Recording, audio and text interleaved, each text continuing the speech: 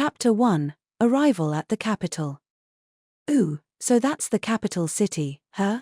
I muttered as I looked down from Old Man Gan's back at a cityscape more expansive than anything I'd seen in this world so far. No kidding.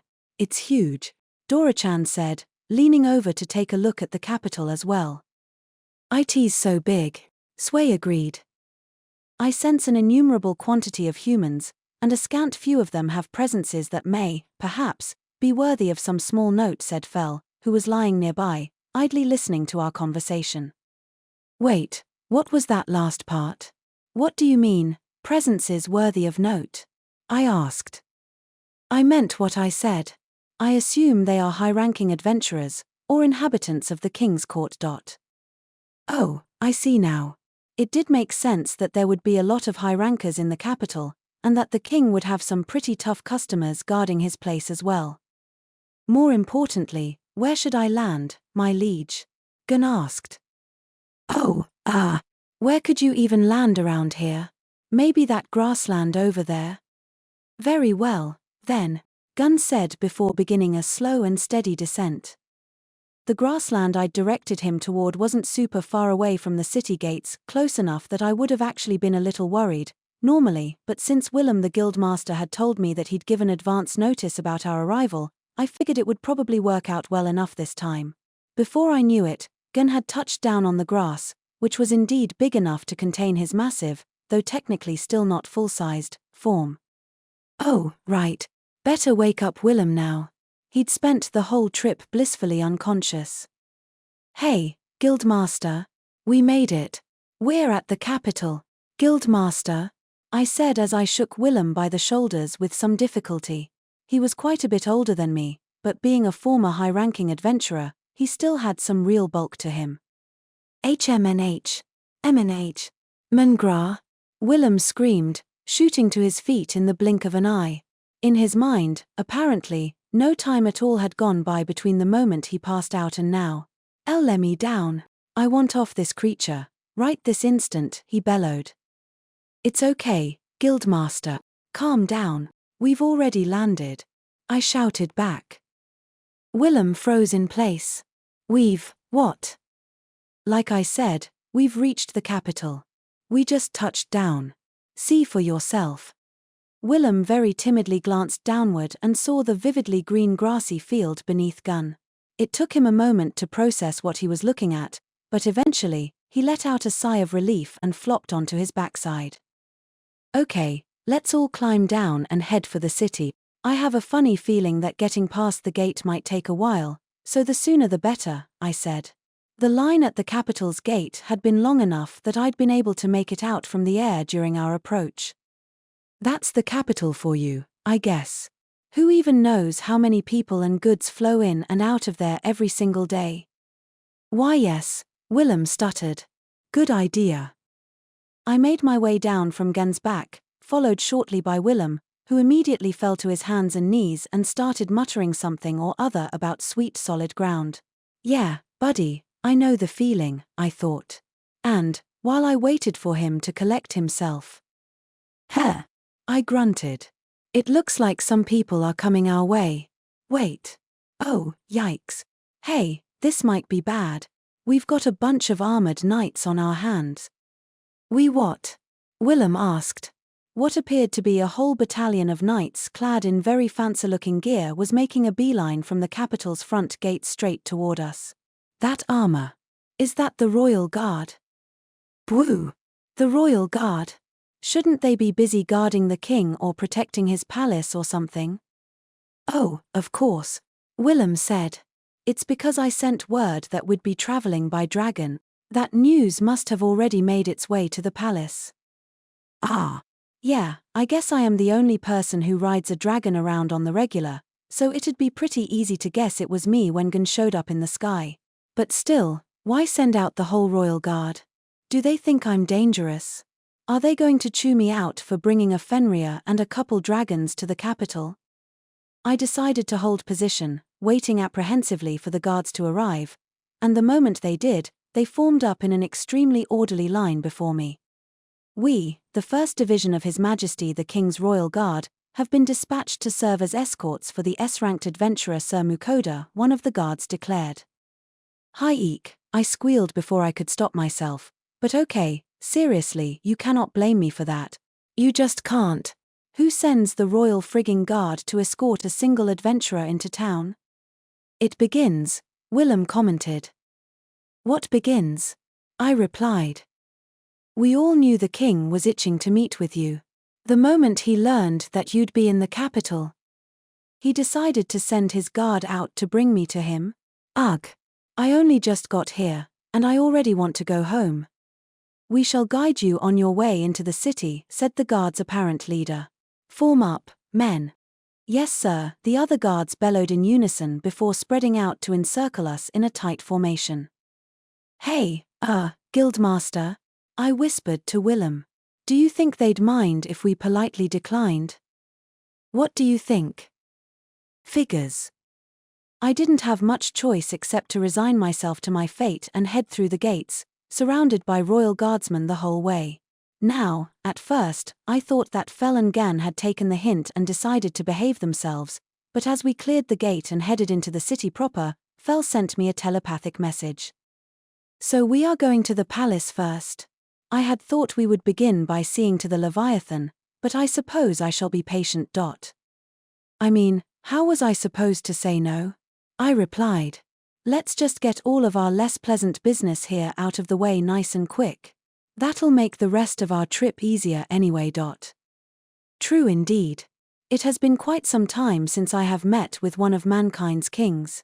The last king I knew was an impertinent fool who made the fatal error of ordering me to be slain. I wonder how this king will fare in comparison. Fel said with a malicious smirk. What? Okay, no, hold on, you are not going on a rampage here. Absolutely not. We shall see. No, we shan't. It's been many a year since I last met a king as well, my liege, and my experience was much the same as Fel's. The king said something about butchering me for materials, and I gave him a hearty helping of dragon's breath for his trouble. Gah. A hearty helping of Gun's breath would put anyone 6 feet under. Don't you start too, Gun. No violence in the city. We'll see. Will not. Gah, I'm begging you guys, please, just don't do anything crazy. I could not possibly have been more worried about our upcoming meeting. Dora-chan and Sway, meanwhile, were riding on Fel's back, chattering about how that food stall looks awesome and there is so many people here, so at least some of us were enjoying ourselves. Is there any chance that this will turn out well for me? I'll count myself lucky if I don't end up wanted throughout the whole country for besmirching its ruler's honor. And so we marched onward through the capital's streets. With the royal guard surrounding us and drawing huge amounts of attention from the capital's populace, the trip was, in a word, agonizing. We soon arrived at the royal palace, and in almost shockingly short order, I found myself on my way to an audience with the king himself. Fel, Gan, Dora-chan, and Sway were all acting exactly as unconcerned as ever, but the guildmaster and I were on pins and needles as we stood in front of the door to the audience chamber, waiting for our cue to enter. Wait. I never asked about what you settled on for your gifts for the king. You are sure you chose appropriately, right? Willem asked. While we were on our way into the palace, I'd been informed that I should present any gifts I'd brought with me to a handler prior to my audience. According to Willem, that was a perfectly normal security measure. They had to be checked to make sure I wasn't giving him anything dangerous, after all. That meant I didn't have my gifts on hand for Willem to look over. I thought that an in-person meeting called for something special, so I brought a little extra compared to what I sent him in the past. I think it should work out fine, I replied. The person to whom I'd handed over the gifts had asked if I was really sure about them in a kinda shrill tone of voice, and I was a little worried that meant I'd accidentally lowballed my offering, but it was too late to backpedal now. I'll just have to deal with it as well as I can in the moment. I can always give him something extra fancy as a bonus later on if he seems offended, I reassured myself. For the time being, I had something much more important to worry about, the proper etiquette for an audience with a king. I'd done what I could to learn the basics at the last minute, and I desperately turned them over in my head in an attempt to make sure I didn't forget anything when the cards were down. I could not let myself screw this up. First, I would follow Willem into the chamber, stopping at the same time he did. Then I'd take a knee with my left hand held to my breast, and stay there, still bowing, until the king told me to rise. At that point, I'd be allowed to look up at him and let the guildmaster take the wheel, trusting him to navigate our way through the remainder of the meeting. I didn't know enough about royal manners to be trusted to actually talk with the king, so we'd decided that letting Willem handle the entire conversation would be the far safer option. I'd told my familiars to stay behind me and be as quiet and unobtrusive as possible. I'd also very specifically instructed them not to make a show of their pride in front of the king, which hopefully would save us from any horrible slip-ups. I believe in you, guys. Finally, it was time. The big, stately door to the audience chamber swung open. We stepped through the door onto a long, luxurious-looking red carpet. I walked behind the guildmaster, stopped when he did, and knelt on the spot, pressing my left hand to my chest and keeping my gaze glued to the floor. All right. This is going well so far. Rise, a quiet and refined but very clear voice commanded, the words resounding throughout the chamber. I glanced up, just a little. I guess that must be the king, huh? I thought. He looked like he was in his early 40s, and had golden hair and a beard that gave him a rather impressive, dignified air. In my book, he looked a little more like a general than a king, honestly. The queen, who sat beside him, seemed younger. At a glance I would have guessed she was in her 20s, judging by looks alone, and was an incredible beauty with features that I'd describe as vaguely Scandinavian. Willem and the king began their conversation, and pretty much every word of it flew straight over my head. It wasn't that I couldn't understand what they were talking about so much as that I just couldn't focus on what they were saying. I was very distracted by all the other people who were present in the room. Both sides of the audience chamber were filled with well-dressed onlookers who I assumed were the local nobility, all of whose gazes were trained right behind me, in other words, at Fel, Gan, Dora-chan, and Sway. They were staring straight at my familiars with looks of horror and indignation on their faces, and whispering to one another to boot. Oh, what are you guys doing back there? I was really curious about what was happening behind me, and desperately wanted to turn around and look, but that was most certainly not on the table right now. I made it super clear that they had to be on their best behavior, right? Surely they won't screw it up. I even told them that I'd break out the dragon meat for the first time in ages and make steak bowls for them if they kept quiet. They said they understood, and seemed so sincere at the time, so surely they're following through, right? Surely. Gah. Didn't he tell me that when I said they should keep quiet, they took it literally? They don't think that just means don't say anything, do they? They're not lounging around or napping in the king's audience chamber, right? I definitely made a point about how they needed to have good manners too. Please tell me we're still okay. Ag, this is killing me. I'm so curious. I've got high expectations for you for this time, and you'd better be living up to them. Interlude, the gluttonous quartet's perspective. Meanwhile, as Mukouda was worrying himself sick, his worst nightmare was indeed playing out behind him.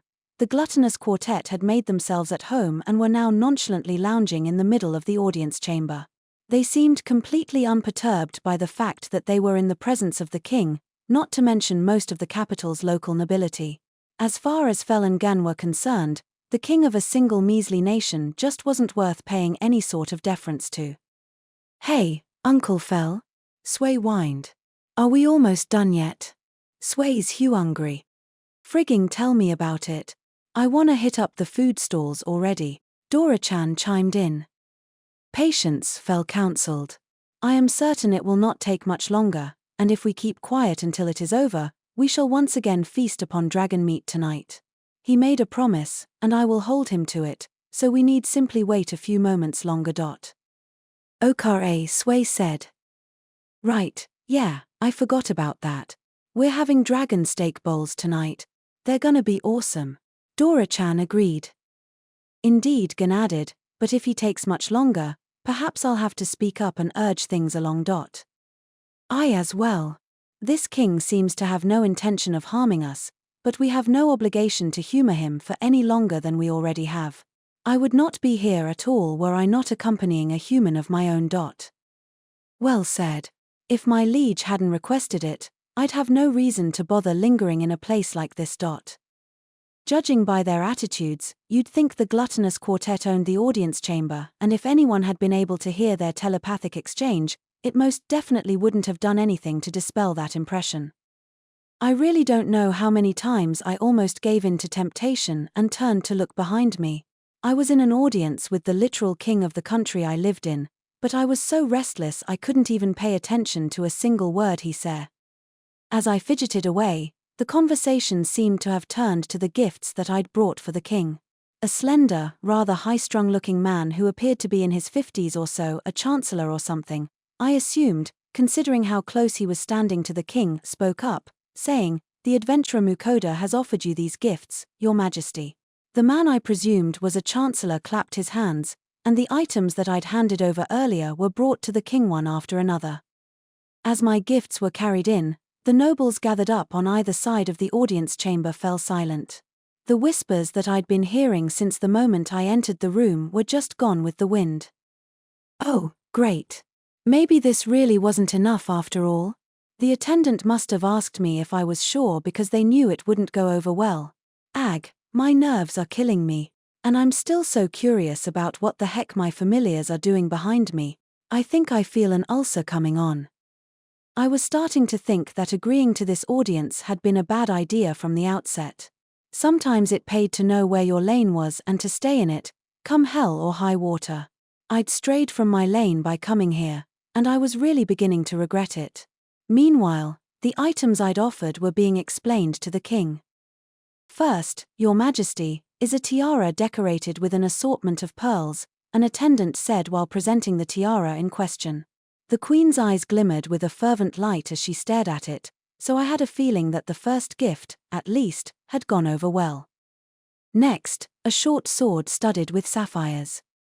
The sword they brought out second was covered in a ridiculous number of gems.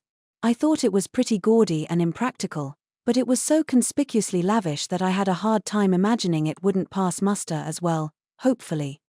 Maybe I should have given him a magical weapon, like my vampire knife. I couldn't actually give that one up, though. I need it to drain the blood out of the monsters I butcher. And the other magic weapons I have are all way too ominous or over the top. Like, I can't exactly give a king something called a poison knife, can I? Well, no point second-guessing myself, I suppose. The Chancellor went on to explain all the other assorted items that I'd brought as well, and my anxiety only grew. As I wondered whether or not I should have gone a bit bigger with the gifts, I noticed that Willem's bulky frame had started trembling conspicuously. Huh? What's up with him? How could you think that gifts like that would work out fine?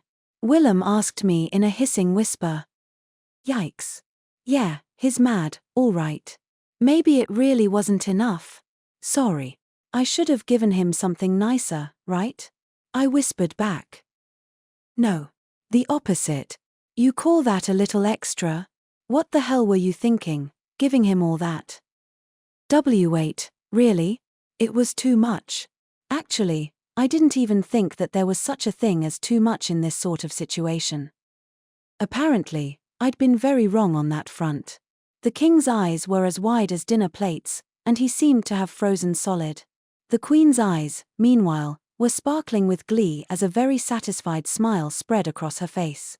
I glanced to the sides to take stock of the assorted nobles as well, and found that most of their jaws were dangling open in dumbstruck astonishment. I really wanted to ask someone if it was a faux pas for nobility to make a face like that in public, but I quickly thought better of it. Okay, so let me get this straight. Did I screw up really badly here? Oh, crap, I thought, as a stream of cold sweat began to flow down my back. What now? What am I supposed to do? Just as I was flying into a mini panic, a voice rang out from behind me. Are you not yet satisfied, King of Men? I came here at my liege's behest, but I have grown tired of these matters. Gun, I told you not to say anything rude. I had faith in you, damn it. Well said. Neither he nor we have time to spare. You would do well to not waste what little we are willing to offer you. Not you too, Fell. Yeah, tell me about it. This place is a boring drag. Let's get outta here and hit up the stalls. Mastir, sways Huangri. And Dora-chan, and sway on top of it. Okay, so they can't hear you too since you're talking telepathically, but this still really isn't a good time. At that point, I couldn't hold myself back anymore and spun around on the spot. Gan, fell, shut up. I snapped before twirling right back around again and bowing deeply to the king. I am so sorry. My familiar's outburst had apparently snapped the gathered nobles out of their treasure-induced stupors. My blood ran cold as I heard them start muttering things along the lines of such insolence. How dare mere beasts speak so rudely, and they deserve death for besmirching His Majesty's honor. Nobody would blame me for passing out at this point, right? I think that's fair. Actually, am I about to get arrested? Ag, damn it all, fell and gun. I told you 1,000 times, and you screwed it up anyway. What now? What new?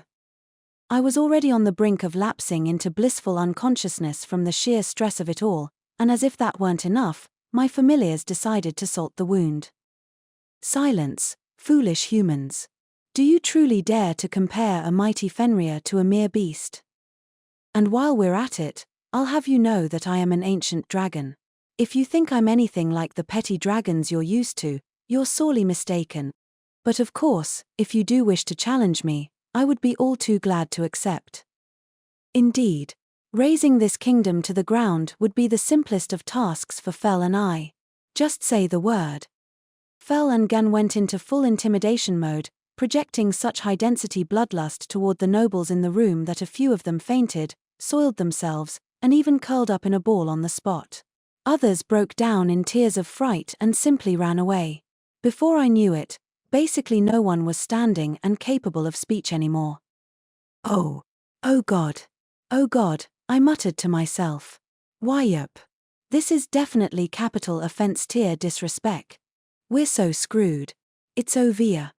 King of men, Fel growled, I came here at this human's request, but my patience has worn thin.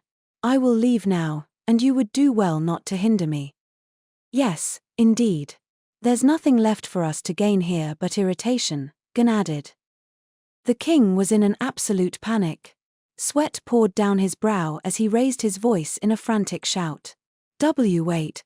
I offer you my deepest apologies for my subject's discourtesy. Why, Your Majesty, the Chancellor yelped, apparently aghast at the fact that his king had just apologized to a visitor. Silence, roared the king. We are dealing with a Fenrir and an ancient dragon. Are you trying to reduce my kingdom to dust? Chimpy. Rest easy, Fel said. The human we travel with has taken a liking to your nation.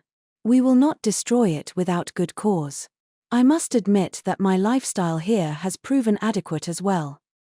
And mine, but that will only remain the case so long as my liege remains unmolested. If you so much as think of doing him harm, you'll learn very quickly how fast the situation can change.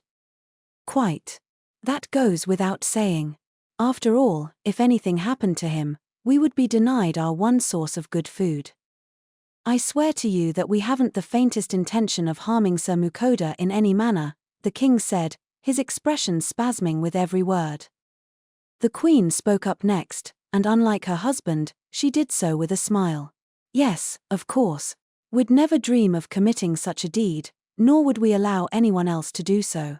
I promise you, good Fenrir, good ancient dragon, and Sir Mukouda, that we understand your desire to not be meddled with. Please allow me to assure you that so long as you remain within our fair nation, your privacy will be safeguarded by the authority of the crown itself. Feel free to reside here for as long as you like. The king began. Hush, you, the queen scolded. You must understand that the might of a Fenrir and an ancient dragon far exceeds that of our army, no, of any army that any nation could muster. If so, then you'll appreciate that offering them our warmest of welcomes and ensuring their comfort is in all of our best interest. The more they appreciate our nation, the more our own safety is guaranteed. Oh, Gan said. I see at least one of you has some sense. So it would seem. Know that if you are ever in need, you may send word to us by way of the human. I would not be unwilling to hear out a request, if only once. For that, you have my thanks, said the queen. And Sir Mukouda, the gifts that you have brought us today were pleasing indeed. I offer you my most sincere thanks as well. Fell, look. His eyes may still be open, but I do believe my liege has passed out, Gun noted. See capital punishment. Dictionarying the crown, Mukouda muttered, apparently unconsciously. That, plus a few twitches and spasms, was the closest he could offer to a response. Fell sighed and shook his head. Truly, his cowardice knows no bounds, he grumbled. We will be taking this human and going on our way now. Lift him onto my back, Gun. Certainly, Gun said, before grabbing Mukouda by his collar and plopping him onto Fell. Come along, Dora, Sway. We're leaving. Finally. Thought we'd be stuck here forever. Time to find us some food stalls. Yai. Sway's super hungry. Let's go. And so, Fell, Gan, Dora-chan, and Sway strode right on out of the audience chamber with Mukouda in tow. No one dared to so much as lift a finger to try and stop them.